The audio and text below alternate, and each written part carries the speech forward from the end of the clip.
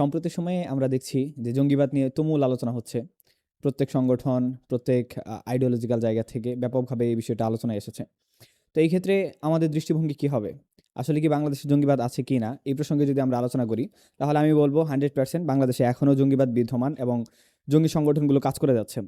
কিন্তু জঙ্গি সংগঠনগুলো কি? সেই দিকে যদি আমরা তাকাই তাহলে আমরা দেখতে পারবো বাংলাদেশের জঙ্গিবাদের তালিকায় যদি আমরা ১ নাম্বার বা ২ নাম্বার এভাবে সিরিয়াল হিসেবে আলোচনা করি তাহলে ১ম সিরিয়ালে আসবে বাংলাদেশের জঙ্গি সংগঠন হিসেবে ইসকন।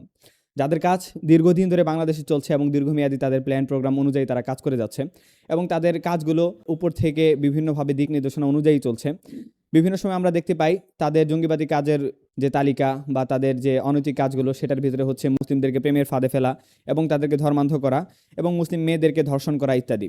এবং এখানে সীমাবদ্ধ না, বিভিন্ন সময় হত্যাযজ্ঞের ঘটনাও আমরা দেখেছি আলিফ হত্যাকাণ্ড এবং বিভিন্ন এলাকায় গরু জবাই করলে তাদের যে আগ্রাসী থাবা সেটাও আমরা দেখেছি। শুধুমাত্র ইন্ডিয়ার ভিতরে সীমাবদ্ধ ছিল একটা সময়, কিন্তু এখন বাংলাদেশে এই জঙ্গিবাদ মাথাচাড়া দিয়ে উঠেছে।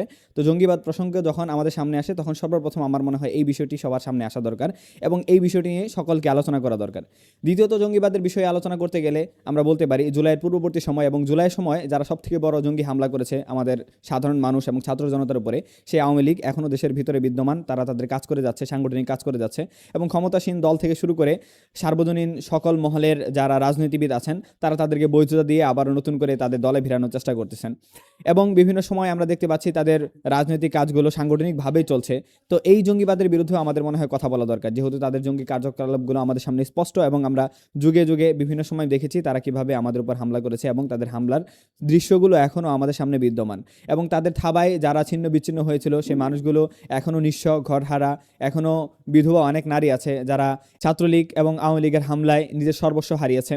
অনেক শিশু এখনও ইতিম আছে যারা তাদের থাবার থেকে নিজের বাবাকে হারিয়ে ফেলেছিল। সো এই জায়গায় এখন পর্যন্ত আমরা আলটিমেট কোনো সলিউশন পাইনি এবং তাদের বিরুদ্ধে তেমন কোনো ধরপাকড় কিংবা তেমন কোনো কার্যকলাপ প্রশাসনের জায়গা থেকে কিংবা ক্ষমতাসীন দলের পক্ষ থেকে আমরা পাইনি। তো এই জায়গা থেকে জঙ্গিবাদের আলোচনা যখন আসে সর্বপ্রথম আমাদের মনে হয় এই দুইটা বিষয় নিয়ে আলোচনা করা দরকার। তো থার্ড স্টেপ আমাদের এই বিষয় নিয়ে আলোচনা করা দরকার যে ইসলামপন্থীদেরকে যখন জঙ্গি হিসেবে আখ্যায়িত করা হয় অথবা জঙ্গিবাদের আলোচনা হয় তখন আমরা ইসলামপন্থীরা যারা আছি তারা ভীত সন্তুষ্ট হয়ে যাই, কারণ জঙ্গিবাদের সাথেই যেন আমাদের নামটা যুক্ত হয়ে গেছে। এই জায়গা থেকে আমরা যদি ভীত সন্তুষ্ট হই বারবার এবং জঙ্গিবাদের প্রসঙ্গ আসলেই আমরা যদি নিজেদেরকে হীনমন্য মনে করি, আমরা গা ঢাকা দিতে শুরু করি, তাহলে আমাদের দিকেই তো থাবা আসবে। বরং জঙ্গিবাদের আলোচনা উঠলে সর্বপ্রথম আমাদেরকে সচেতন হতে হবে এবং আমাদের জায়গা থেকে আসলেই প্রকৃত জঙ্গি যারা তাদেরকে ধরিয়ে দিতে হবে, যেহেতু উলামায়ে কেরামের সাথে জঙ্গিবাদের একটা ট্যাগ আষ্টে পৃষ্ঠে জড়িয়ে গেছে এবং বিগত সময় আমরা দেখেছি হাসিনা সরকার উলামায়ে কেরামের সাথে সম্পৃক্ত করে ছিল জঙ্গিবাদের এই ট্যাগটাকে। তো সুতরাং জঙ্গিবাদের নতুন করে কোনো আলোচনা আসলে সর্বপ্রথম উলামায়ে কেরামকে জাগ্রত হওয়া দরকার এবং প্রকৃত জঙ্গিবাদের বিরুদ্ধে উলামায়ে কেরামকে ভূমিকা রাখা দরকার। আজকে যেহেতু জঙ্গিবাদের আলোচনা এসেছে নতুন করে আবারও এই প্রসঙ্গ বাংলাদেশের দিকে মাথা চাড়া দিয়ে উঠেছে। সো আমাদের ইসলামপন্থী যারা আছি আমাদের কাজ হচ্ছে আসলে প্রকৃত জঙ্গি যারা এদেরকে এলাকা থেকে ধরে ধরে প্রশাসনের কাছে নিয়ে দেওয়া এবং প্রকৃত প্রশাসনের ভিতরে ঘাপটি মেরে থাকা ইসকনের সদস্য এবং জঙ্গি যারা আছে এদের বিরুদ্ধে লিস্ট করে আমাদের এলাকা ভিত্তিক সচেতনতা গড়ে তোলা। জঙ্গির প্রসঙ্গ উঠলেই যেন আমরা সেই পুরনো ন্যারেটিভের শিকার না হই, বলি না হই, বরং নতুন করে যেন আমরা ন্যারেটিভ বিল্ড করতে পারি প্রকৃত জঙ্গিবাদের বিরুদ্ধে, যাতে আমরা সোচ্চার হতে পারি, পুরো জাতিকে যেন সোচ্চার করতে পারি। এইটা হচ্ছে আসলে জঙ্গি প্রসঙ্গ নিয়ে আমার আলোচনা এবং আমার মূল্যায়ন।